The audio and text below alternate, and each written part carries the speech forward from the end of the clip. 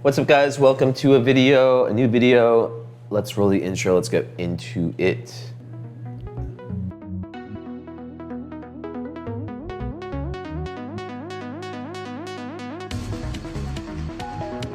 All right, guys. So today I want to talk about Pluto and Neptune, and Pluto and them being sort of these equals. Pluto being that more obvious masculine.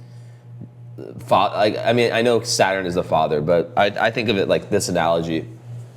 And I'm really talking about, I know this applies to more than just transits, but I'm really talking about transits right now.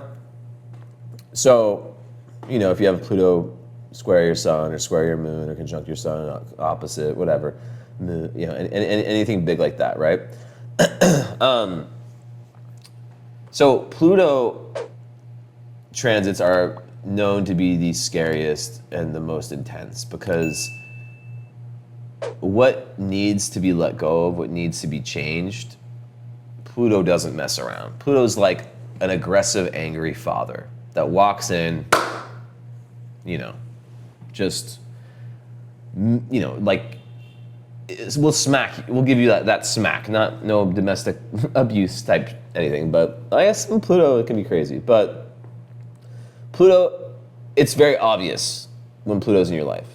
Now, I've said this in past videos, I don't know what order they're being released in, but with transits, you have that option to first conquer them within so they don't have to manifest as they would externally, right?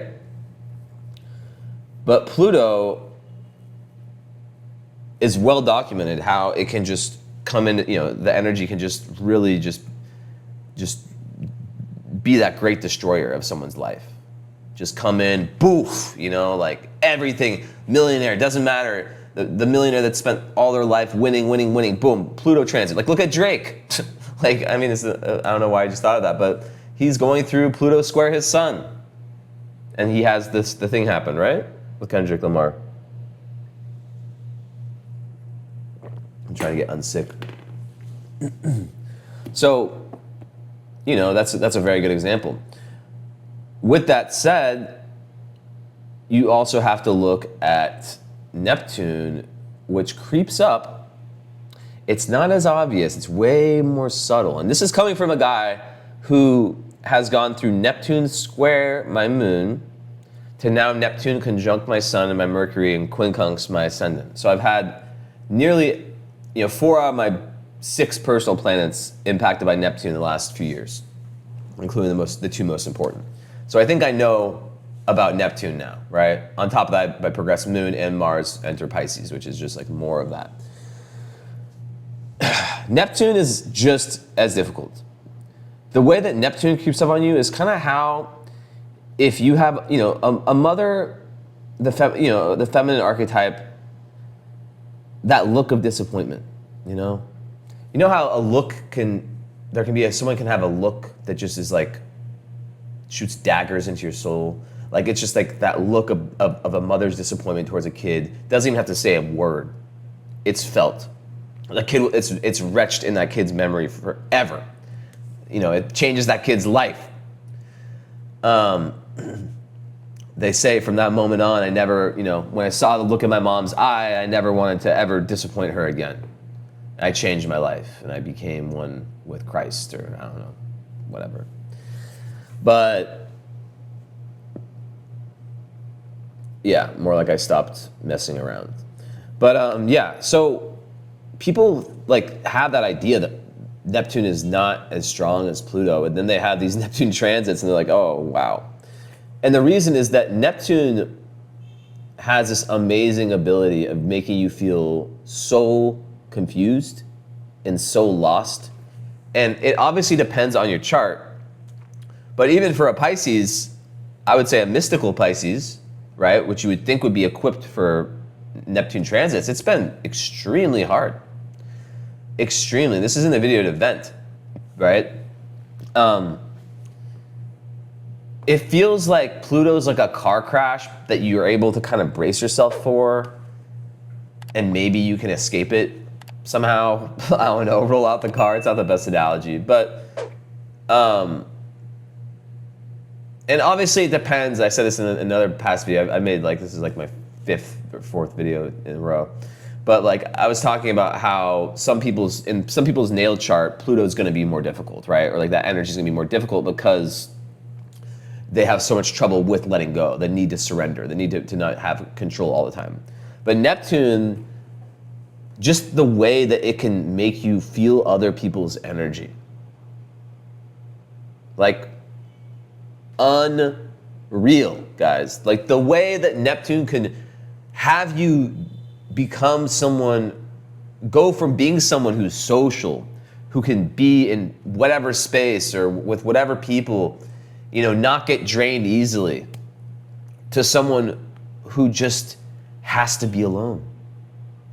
Suddenly your energy level, especially for people like myself, I would say I'm used to having a pretty high energy level, right? Neptune, and guys, I'm not gonna get into every transit. Obviously they're different.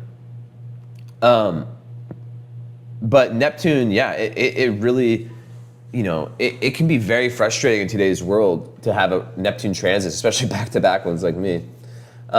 Because you have to get in your head that you're probably not gonna be as productive. You can try to push yourself to be. I'm not against mind over matter. Like I believe, like, if you create the story that you're depressed, it's not really doing anything for you, right? But I also believe in clinical depression, for example. But with Neptune, I think that so it's like it's that same thing where it's like, okay, you don't want to like resist and you don't want to just give up and say, okay, I'm screwed. I'm just going to be depressed. I'm just going to let my emotions go up and down, or I'm just gonna take that as me being screwed. I'm just not gonna work hard. I'm on vacation for 2 years, 3 years, right? No, you still do what you gotta do, but you have to have compassion for yourself. And I think that's something that both of those planets teach us, is self-compassion. Because they're two planets that can break us down in different ways. And, Pluto will go at your ego. Pluto's like this, just think of like the most like, I don't even know how to, like charismatic. I want to say the word alpha, but I'm like, that's such a cringy word to say. But just like that, just no one can, like just the most like, the great destroyer, like no one can, like the most badass person ever, like that walks up to anyone on earth and anyone on earth is like, whew, like not even trying with that person, right? Neptune is just like this very subtle, like floaty that sometimes can go have like an invisibility cloak, like, mystical mermaid that looks very sweet and enchanting. And I'm not saying that these are evil entities. I'm saying that, if you have a big ego, Pluto makes you answer the question, are you gonna choose ego or soul? Right? Ego or soul? What do I want? What do I need? Neptune is about spirit. It's about meaning. It's about illusionment and disillusionment, enlightenment, and I guess unenlightenment. So these become very critical, and they can be dormant at times in your life, right? But suddenly these transits come, and this is the fate in your life, right? It's not that this event was had to happen at this time. It's that this, the transits and the current astrological weather for you, plus your life choices, brought you here, right? It's this very interesting web. Oh my God, my computer dying. Yeah, it's just very. One sec, you can still hear me to get my charger. This video is gonna be gone forever. But yeah. So Neptune is always, Neptune and Pluto. They're always, they're always going to be not compared, but like, they're the two, the two planets that are the furthest out. Hold on, how am I going to do this? I have 2 ports that are working. Okay, got it. Yeah, so Neptune and Pluto are always going to be kind of looked at, and I think that for, especially for me, when I was, like I was saying before, when I was first starting to learn astrology, it's like I always thought Pluto was way stronger. So like reality and other people's experience have shown me that's not the case. But going back to what I was saying, I got cut off by this charger incident. If you think of them like those types of archetypes, it's like, what's the worst feeling you can have with Pluto and Neptune? Well, Neptune is like feeling completely isolated, and it has this way of getting us to isolate ourselves, right? We have less energy. We're more affected by other people. We need our alone time. Our dreams are very crazy. So we can feel very lost at sea with Neptune.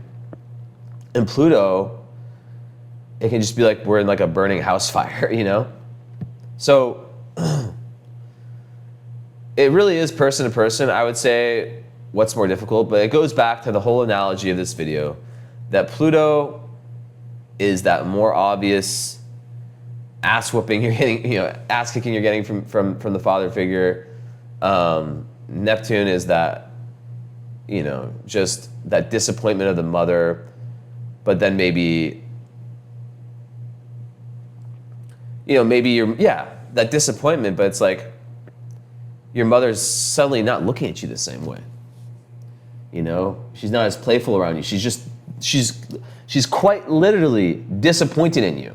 There's no joke. There's no one day thing here. It's like she's disappointed in you, right? And it sucks, and there's nothing you can do about it. I'm just trying to kind of, weigh these off, right? Weigh these out. So, and yeah, neither of them are instant. It's not like the Pluto is just like this instant thing. Sometimes, yeah, there is one, event that catapults it or whatever. But yeah, typically it's not like that. But I think that you couldn't really make an argument that one of those is more difficult than the other.